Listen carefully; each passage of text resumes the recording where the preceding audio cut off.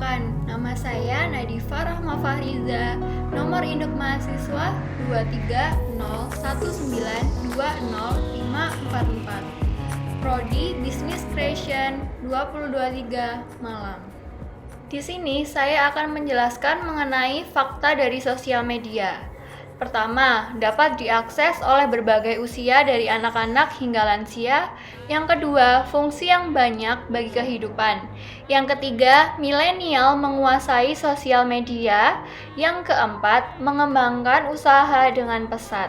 Yang kelima, sarana menjaring pasar.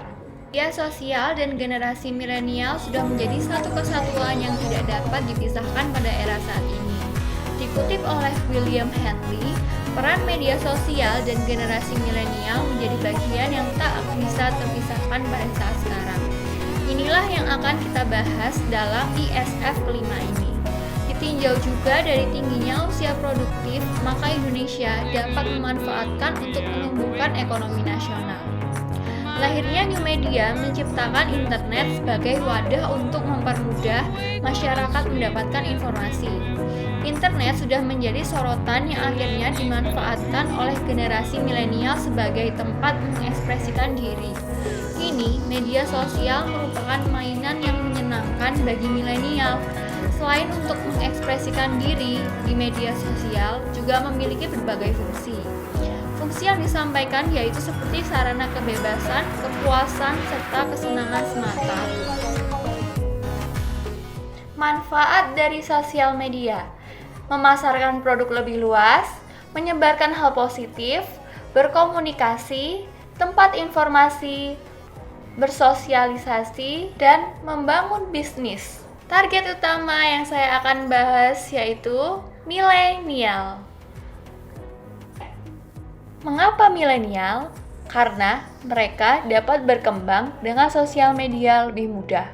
Selain itu, maraknya berita mengenai peretasan data atau hacker, lebih baik media sosial dimanfaatkan menjadi pencarian target pasar dalam mengembangkan usaha mereka.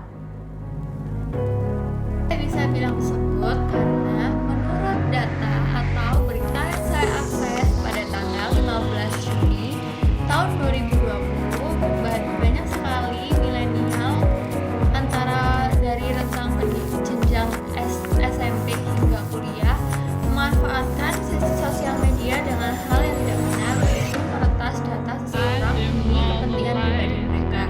Contohnya, mereka meretas data untuk kepentingan kartu kredit, seperti menyewa hotel menggunakan atas nama orang lain dan lain-lain. Apa yang dapat mereka lakukan? Yang pertama, menggunakan jasa influencer seperti membayar beberapa selebgram untuk mempromosikan produk mereka. Yang kedua, membuat media sosial mengenai produk mereka. Yang ketiga, membuat aplikasi produk. Yang keempat, mendaftarkan produk mereka ke e-commerce. Contohnya seperti Shopee, Tokopedia, dan lain-lain. Penggunaan media sosial mempermudah pembeli dan penjual dalam berkomunikasi tanpa harus bertemu. Tentunya lebih efisien adalah pernyataan yang sangat benar menurut saya. Menurut saya, selain teknologinya media sosial juga mempermudah pengguna berkontak langsung dengan konsumen.